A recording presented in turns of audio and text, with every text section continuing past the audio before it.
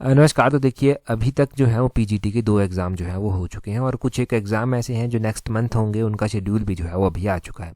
तो जो आने वाले नेक्स्ट एग्ज़ाम है जिनका शेड्यूल अभी आ चुका है उनके लिए हम तैयारी कर रहे हैं, और जिनका शेड्यूल नहीं आया है उनकी भी तैयारी पूरी यहाँ से हो रही है। सफिशिएंट टाइम दोनों के पास है। आज हम डिस्कस करेंगे इंपॉर्टेंट नेशनल इंटरनेशनल अफेयर के क्वेश्चंस, और साथ में ही जो है वो डिस्कस किए जाएंगे हिमाचल प्रदेश जीके के क्वेश्चन। एक प्रैक्टिस टेस्ट की तरह ही ये हो जाएगा, रिवीजन हो जाएगा, क्योंकि ये क्वेश्चन डिटेल से हमने पहले पढ़ रखे हैं। और अगर हम बात करें कि ये कौन से महीने के करंट अफेयर या नेशनल इंटरनेशनल अफेयर अभी हम डिस्कस करेंगे, तो ये अक्टूबर महीने से हम स्टार्ट करेंगे, अक्टूबर 2023 से।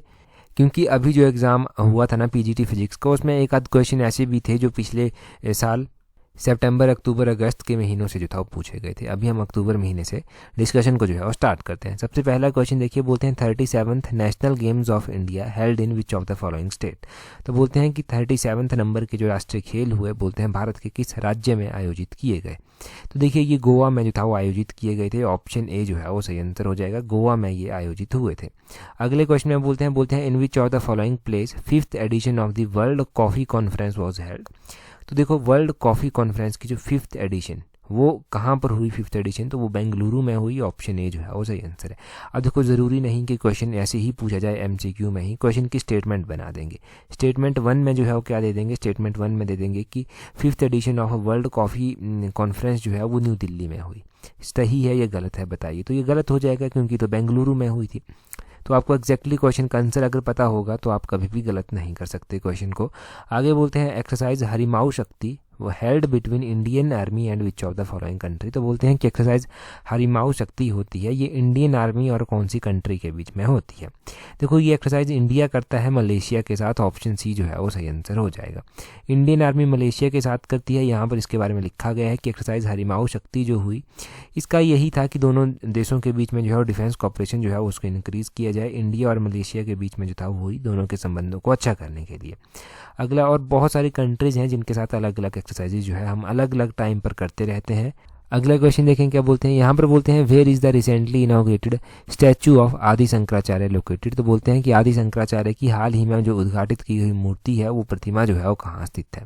तो आदि शंकराचार्य जी की अभी हाल फिलहाल में मूर्ति स्टैचू जो है वो इनॉग्रेट किया गया है, और ये कहाँ पर किया गया है, मध्य प्रदेश में किया गया है।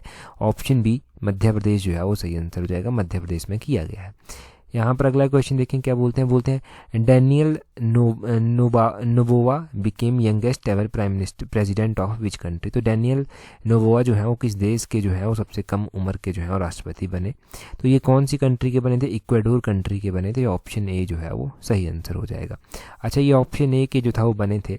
हमारे पास अभी एक और प्राइम मिनिस्टर प्रेसिडेंट हमने पढ़े हैं यंगेस्ट एवर जो बने हैं, वो कौन सी कंट्री के बने हैं, आयरलैंड के जो है वो बने हैं, और उनका नाम क्या है वो भी पता होना चाहिए। साइमन हैरिस जो है वो उनका नाम है, और वो बने हैं prime minister. Simon Harris prime minister बने हैं, ये ध्यान रखना। साइमन हैरिस ये पीएम बने हैं, आयरलैंड के जो है प्रधानमंत्री ये बने हैं।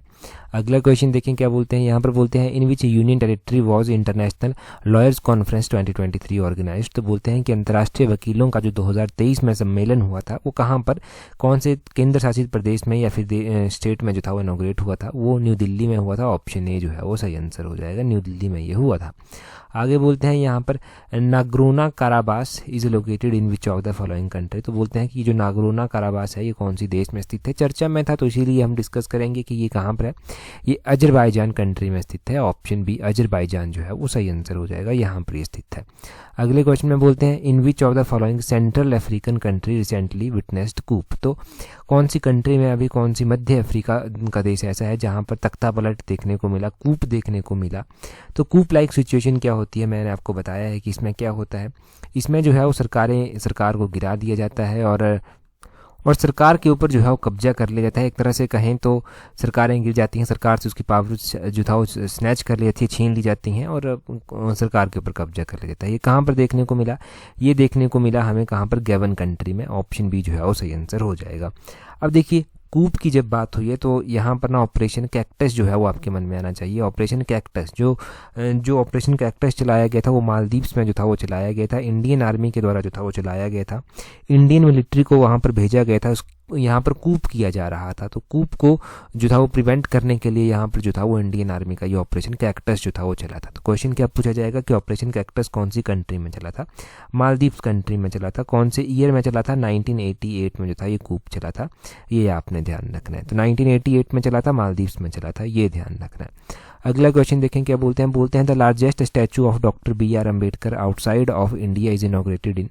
तो इंडिया के बाहर बी.आर. अम्बेडकर का जो था वो स्टैचू इनॉग्रेट किया गया था। कहाँ पर किया गया था? यूएसए। ऑप्शन सी जो है वो सही आंसर है, यहाँ पर जो था वो किया गया था। लार्जेस्ट स्टैचू है ये डॉक्टर बी.आर. अम्बेडकर का outside India, statue of equality इसको कहा गया। अक्टूबर 14, 2023 को इनॉग्रेट किया गया था। मैरीलैंड यूएसए में जो था वो इनॉग्रेट किया गया था। अगला क्वेश्चन देखें, बोलते हैं which edition of Asian games 2023 held in 2023। 2022 की कौन सी एडिशन थी? 2022 की एशियन गेम्स की एडिशन थी, तो 2023 में हुई थी, परंतु कौन से नंबर की ये एडिशन थी? देखिए ये कौन से नंबर की थी? 19th नंबर की ये एडिशन थी, 19वें नंबर की ये एडिशन थी। एशियन गेम्स की बात हुई है, वैसे तो इनके बारे में क्वेश्चन एग्जाम में पूछ लिए जा चुके हैं, परंतु हो सकता है अभी भी पूछ लिए जाएं एशियन गेम्स के बारे में क्वेश्चन। क्या क्या क्वेश्चन बनते हैं? यहाँ पर पूछा जा सकता है कि इंडिया ने कितने मेडल जो था वो जीते थे। 107 मेडल इसमें इंडिया ने जीते थे। मेडल्स भी गोल्ड होते हैं, सिल्वर होते हैं, ब्रॉन्ज होते हैं। तो इंडिया ने कितने गोल्ड मेडल जो था वो जीते थे इंडिविजुअली? 28 मेडल इंडिया ने जीते थे। 28 के अलावा सिल्वर मेडल की बात करें 38 जीते थे, और अगर हम ब्रॉन्ज मेडल की बात करें तो रिमेनिंग 41 ब्रॉन्ज मेडल जो था वो इंडिया ने जीते थे। टॉप में कौन सी कंट्री रही थी? तो चाइना टॉप में रहा था। चाइना के द्वारा 383 मेडल जो था वो यहाँ पर जीते गए थे। सेकेंड नंबर पर जापान कंट्री जो था वो आई थी, 188 मेडल इसने यहाँ पर जीते थे। तीसरे नंबर पर जो था वो साउथ कोरिया जो था वो आई थी। साउथ कोरिया के द्वारा जो था वो 190 मेडल जो था वो जीते गए थे। साउथ कोरिया तीसरे नंबर पर इसलिए आई थी क्योंकि साउथ कोरिया के द्वारा ज़्यादा गोल्ड मेडल जीते गए थे as compared to Japan. Japan के द्वारा ज़्यादा गोल्ड मेडल जीते गए थे as compared to South Korea, इसलिए जो था वो जापान दूसरे नंबर पर आ गया था और साउथ कोरिया तीसरे नंबर पर चला गया था। ये ध्यान रखें। आगे क्वेश्चन में बोलते हैं in which region Rafah border crossing is located. तो रफा बॉर्डर क्रॉसिंग जो है वो कहाँ पर स्थित है? ये गाजा इजिप्ट बॉर्डर पर जो है वो स्थित है। कौन सा? गाजा इजिप्ट बॉर्डर पर ये रफा क्रॉस बॉर्डर जो है वो स्थित है। ऑप्शन डी जो है वो सही आंसर हो जाएगा। यहाँ पर देखें, Rafah border crossing is located on Gaza Egypt border, it is only crossing point between Egypt and Gaza strip. तो अटैक जब हुआ था ना, तो उसके बाद ये चीज़ें चर्चा में आई और उसके बाद ही ये इंपॉर्टेंट क्वेश्चंस जो था वो वहाँ से बनने लगे। ठीक है जी, तो ये देखना है आपने, अभी भी सिचुएशंस क्रिटिकल हो रही हैं धीरे धीरे, है ना, तो इसलिए ये क्वेश्चंस यहाँ से मोस्ट टाइम रेलिवेंट रहेंगे ही रहेंगे। अगला क्वेश्चन देखें क्या बोलते हैं। अगले क्वेश्चन में बोलते हैं in which of the following country exercise SIMBEX 2023 was conducted. तो ये जो एक्सरसाइज सिम्बेक्स है 2023, ये किस कंट्री में जो था वो हुई? ये देखिए निम्नलिखित में से कौन से देश में सिम्बेक्स 2023 अभ्यास किया गया था? तो ये श्रीलंका में जो था, सिंगापुर में जो था वो किया गया था। ऑप्शन सी जो है वो सही आंसर है, सिंगापुर में ये किया गया था। अच्छा, सिम्बेक्स एक्सरसाइज कौन कौन सी कंट्रीज़ के बीच में होती है? तो ऑब्वियसली ये इंडिया और सिंगापुर के बीच में जो है वो होती है, और सिंगापुर में जो था वो इसका इस बार का एडिशन जो था वो देखने को मिला था। ठीक है जी, ये नोट होना चाहिए। यहाँ पर देखिए हमने दूसरा क्वेश्चन एक्सरसाइज से मिलता जुलता जो है वो पढ़ लिया। अब इंपॉर्टेंट एक्सरसाइजेज जान लेते हैं जो इंडिया अलग अलग कंट्रीज़ के साथ जो है वो करती है। जैसे कि एक एक्सरसाइज होती है बोल्ड कुरुक्षेत्र एक्सरसाइज। ये बोल्ड कुरुक्षेत्र एक्सरसाइज इंडिया जो है वो किसके साथ करती है? सिंगापुर के साथ करती है। एक्सरसाइज इक्यूवेरियन हो गई, मालदीव्स के साथ जो है वो की जाती है। एक्सरसाइज गरुड़ शक्ति हो गई, इंडोनेशिया के साथ जो है वो इंडिया इसको करता है। एक्सरसाइज इंद्र हो गई, रशिया के साथ इसको करता है। खंजर एक्सरसाइज हमने बहुत बार पढ़ी है, ये एक्सरसाइज जो है वो किर्गिस्तान के साथ की जाती है। एक्सरसाइज मैत्री हो गई, ये थाईलैंड के साथ की जाती है। और एक मित्र शक्ति एक्सरसाइज है जो श्रीलंका के साथ जो है वो इंडिया करता है।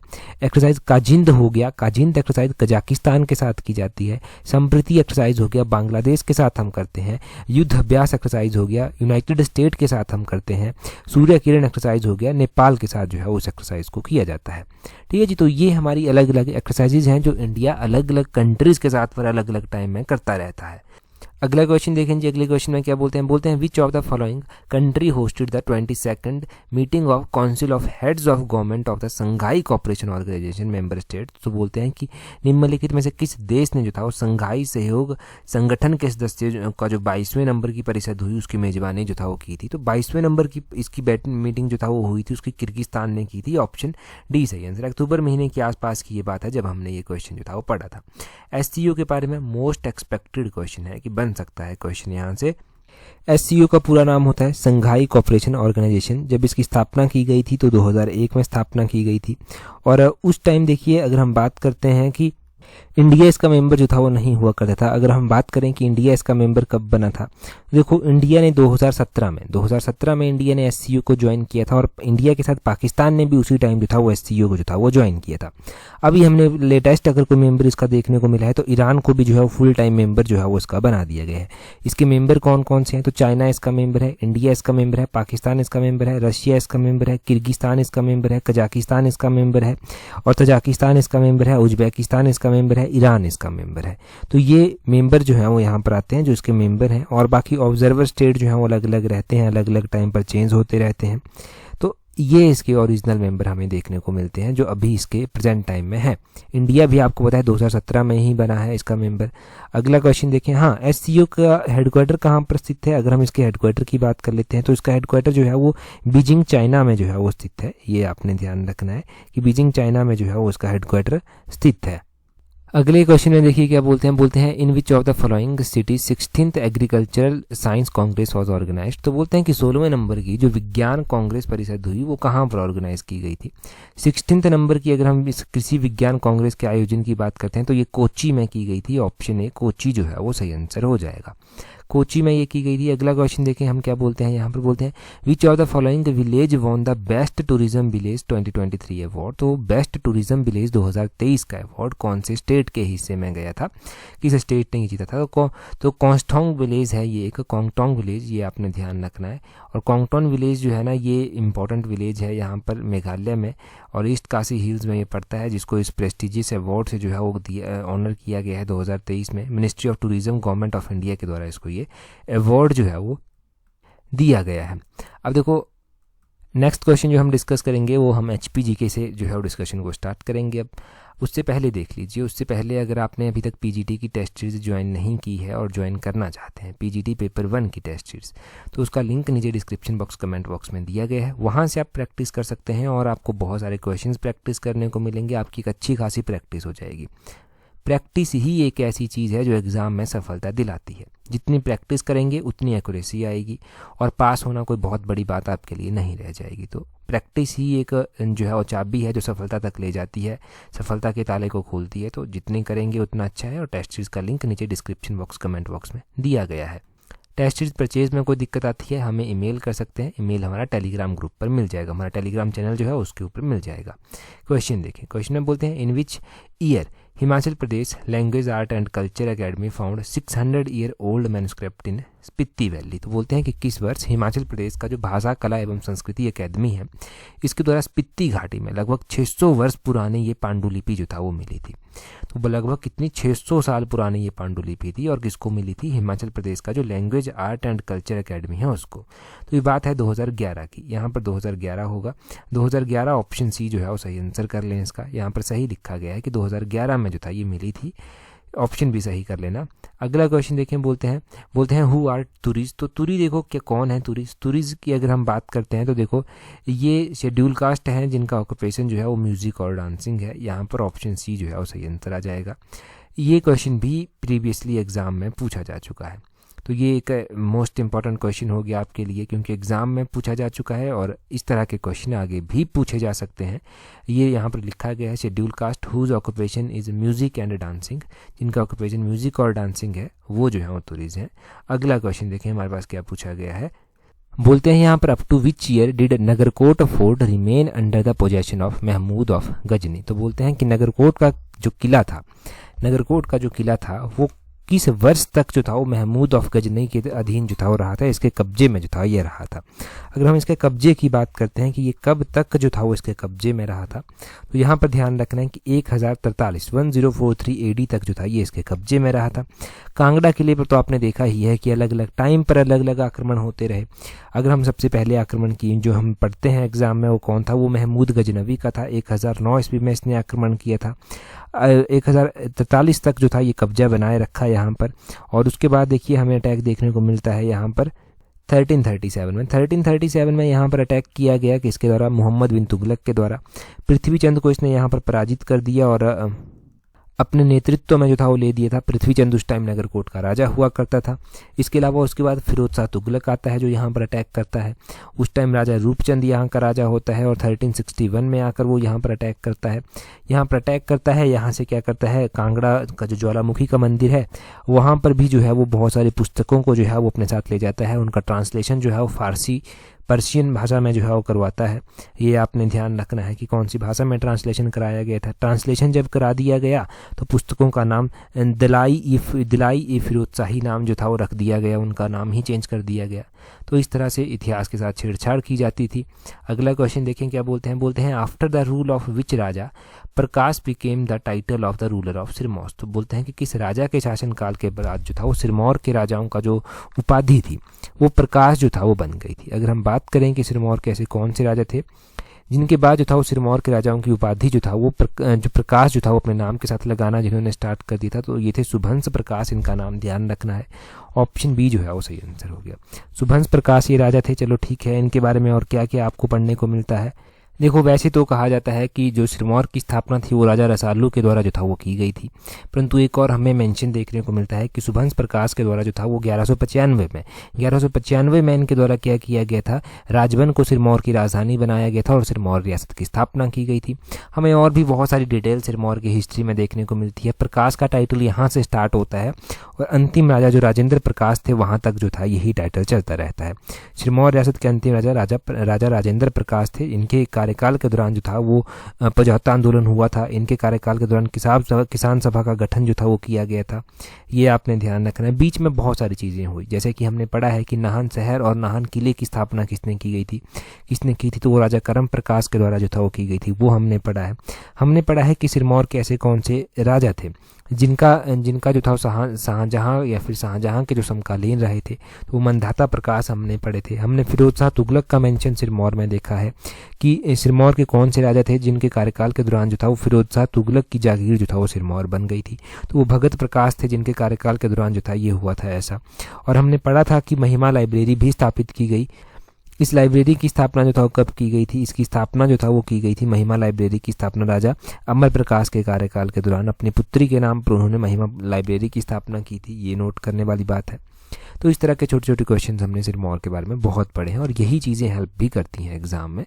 अगला क्वेश्चन देखिए, बोलते हैं यहाँ पर क्या बोलते हैं, which district of Himachal Pradesh gets minimum rainfall. तो हिमाचल का ऐसा कौन सा जिला है सबसे कम बारिश जहाँ पर देखने को मिलती है। तो वैसे तो जो सबसे ज़्यादा बारिश होती है वो धर्मशाला में हो जाती है, उसके बाद हमें लाहौल स्पीति में सबसे कम बारिश देखने को मिलती है। यही क्वेश्चन हमने इकोनॉमिक सर्वे के अकॉर्डिंग भी पढ़े हैं और बहुत अच्छे से जो है ये क्वेश्चन हमने पढ़ रखे हैं। क्या क्या क्वेश्चन हमने पढ़े हैं इकोनॉमिक सर्वे के अकॉर्डिंग और किस किस तरह से हमने डाटा जो है वो याद रखा है। हमने पढ़ा है कि सबसे ज़्यादा बारिश जो है हमें कहाँ पर देखने को मिलती है, डिस्ट्रिक्ट कांगड़ा में देखने को मिलती है। अभी रिसेंटली मैंने इकोनॉमिक सर्वे की वीडियो भी आपके साथ डिस्कस की थी, उसमें भी हमने जाना था कांगड़ा में सबसे ज़्यादा हमें जो है वो बारिश देखने को मिलती है। कांगड़ा के बाद जो फॉलो डिस्ट्रिक्ट उसको करते हैं वो चंबा करते हैं, सिरमौर करता है, मंडी करता है, ये डिस्ट्रिक्ट उसको फॉलो करते हैं। फिर हमने डाटा जाना था एक, जिसमें हमने 2023 तक का डाटा जाना था, सितंबर 2023 तक का डाटा, कि जून से लेकर सितंबर 2023 के बीच में कितनी बारिश हुई। जून से सितंबर 2023 के बीच में कितनी बारिश हुई, तो हमने जाना था 879 मिलीमीटर जो था वो यहाँ पर बारिश देखने को मिली थी। उसके बाद हमने जाना था कि अक्टूबर से लेकर दिसंबर 2023 तक कितनी बारिश हुई थी।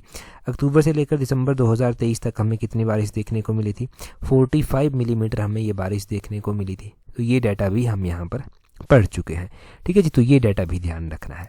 अगले क्वेश्चन में देखें क्या बोलते हैं यहाँ पर। अगला क्वेश्चन है हमारे पास, व्हाट परसेंटेज यहाँ पर पूछा गया है, what percentage of the total area of the state old Himachal accounts for. तो बोलते हैं कि हिमाचल का कितना एरिया ऐसा है जो ओल्ड हिमाचल जिसमें जो है वो आता है। हिमाचल देखो क्या था ना, हिमाचल 15 अप्रैल 1948 को तो बन गया। जब 15 अप्रैल 1948 को हिमाचल बन गया तो उसके बाद भी कुछ एक पंजाबी पहाड़ी रियासतों को यहाँ पर मिलाया गया था, जो ज़रूरत लगी उस हिसाब से काम किया गया था। तो अगर हम ओल्ड हिमाचल की बात करते हैं तो 48.4% ये ओल्ड हिमाचल जो है वो अकाउंट करता है। कितना जी, 48.4%। ऑप्शन सी जो है वो सही आंसर हो जाएगा। अब उसी तरह हम बात करते हैं यहाँ पर कि कौन कौन से क्षेत्र ओल्ड हिमाचल में जो है वो आ जाते हैं।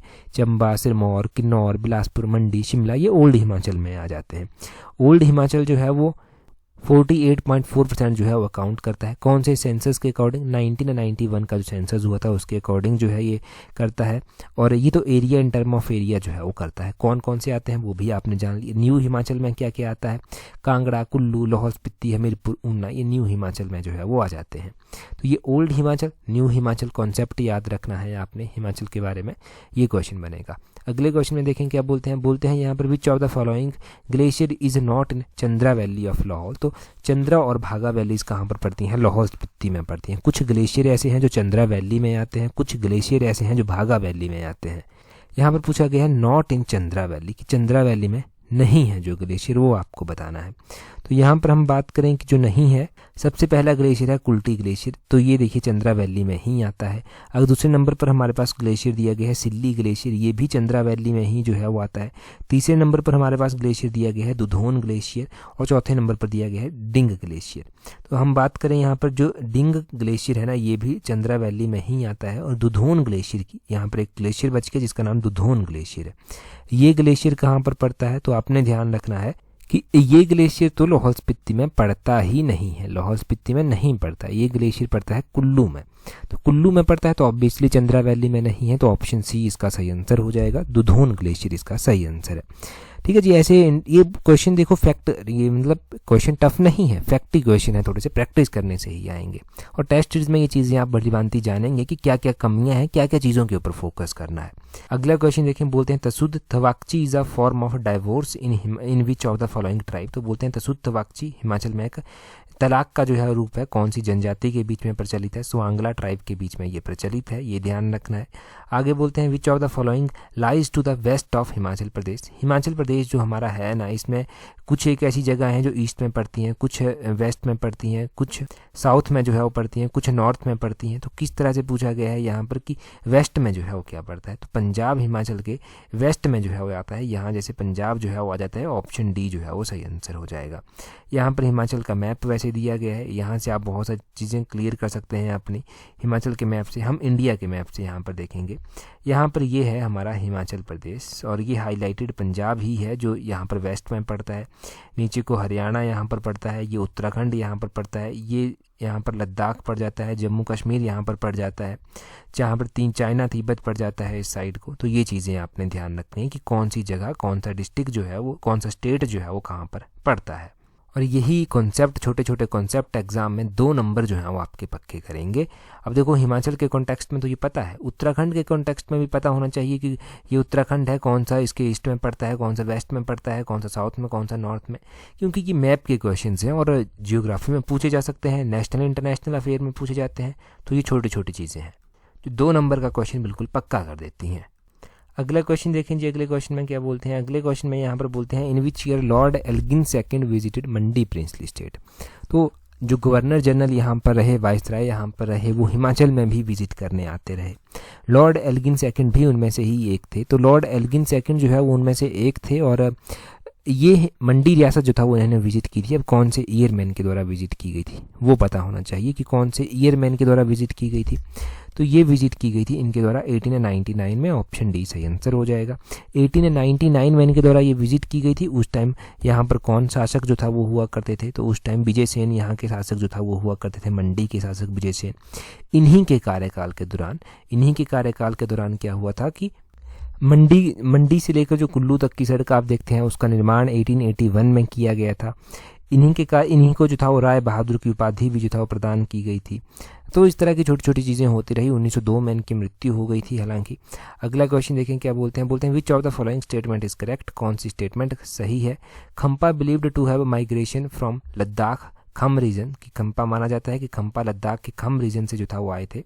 दूसरे में बोलते हैं कि पश्चिमा वूल ब्राउट टू इंडिया बाय खम्पास, की पश्चिमा ऊन जो है वो खम्पास के द्वारा भारत लाई गई थी। तो ऑप्शन बी दूसरी स्टेटमेंट जो है वो सही हो जाएगी यहाँ पर सिर्फ और सिर्फ। अगला क्वेश्चन देखें क्या बोलते हैं who founded the Theog around 1667। Theog की जो रियासत है वो उसकी स्थापना 1667 में की गई थी। किसके द्वारा की गई थी? जयचंद के द्वारा इसकी स्थापना की गई थी, ये आपने ध्यान रखना है, जयचंद इसकी स्थापना की गई थी। आगे बोलते हैं army heritage museum is located at which place in Shimla, कि आर्मी हेरिटेज म्यूजियम एक शिमला में स्थित है, कहाँ पर स्थित है? ये अनाडेल में स्थित है। ऑप्शन ए जो है वो सही आंसर है। अनाडेल मैदान वही मैदान है जहाँ से डुरंड कप, जो कि फुटबॉल का एक फेमस कप है, उसकी शुरुआत की गई थी। कौन से ईयर में की गई थी वो आप कमेंट करके बताएंगे कि कौन से ईयर में उस फुटबॉल कप की स्थापना जो था वो की गई थी। अगले क्वेश्चन में बोलते हैं सुखमया जीवन बुद्ध का कांटा प्रसिद्ध कृतियां हैं, तो बोलते हैं सुखमया जीवन बुद्ध का कांटा फेमस वर्क ऑफ, तो ये किसकी है? ये देखो चंद्रधर शर्मा गुलेरी के काम है। ऑप्शन डी जो है वो सही आंसर हो जाएगा, Chandradhar Sharma Guleri. Most important question हो गया ये भी। तो इस तरह के क्वेश्चन एलाइड के एग्जाम में भी पूछे जा सकते हैं, पूछे गए हैं इनफैक्ट। और एलाइड की टेस्ट सीरीज अगर आपको प्रैक्टिस करनी है तो उसका लिंक नीचे डिस्क्रिप्शन बॉक्स कमेंट बॉक्स में दिया गया है। देखो एलाइड की टेस्ट सीरीज ऐसी टेस्ट सीरीज है जो आपके बहुत सारे कॉन्सेप्ट क्लियर करेगी, बहुत सारे एग्जाम में हेल्प करेगी और एग्जाम को क्रैक भी कराएगी। और डेफिनेटली अगर आप ऑनेस्टली जो है वो कोई भी टेस्ट सीरीज हमारी प्रैक्टिस करते हैं ना, तो सक्सेस आपको मिलेगी ही मिलेगी। बस ऑनेस्टी आप में खुद में चाहिए। और एक बात तो मैं कहता ही हूँ कि किताबों का साथ नहीं छूटना चाहिए। क्वेश्चन देख लें, स्टैटिक सा क्वेश्चन है, एग्जैक्टली याद होना चाहिए, आंसर तभी कर पाएंगे। बोलते हैं इन विच मंथ पत्थर का खेल फेयर सेलिब्रेटेड एट हल्लोग विलेज, तो पत्थर का खेल मेला होता है हल्लोग विलेज में। बोलते हैं कौन से महीने में ये मेला जो है वो होता है? अब आप कमेंट करके इसका आंसर बताएंगे, क्योंकि हम बहुत बार इन चीज़ों को पढ़ चुके हैं। अभी आप कमेंट करके बता दीजिए। टेलीग्राम पर अगर आपने ज्वाइन नहीं किया है तो वहाँ पर ज्वाइन कर लेना। अपने टेलीग्राम से @tolexam31 सर्च करेंगे, हमारा टेलीग्राम चैनल मिल जाएगा। वहाँ पर हर एक इंपॉर्टेंट जानकारी जो एग्जाम में आपकी हेल्प करती है वो आपको मिल जाएगी, PDFs मिल जाएंगी। टेस्ट सीरीज का लिंक नीचे कमेंट बॉक्स डिस्क्रिप्शन बॉक्स में दिया गया है, टेलीग्राम पर भी मिल जाएगा। That's all, thank you very much for watching and listening it very patiently.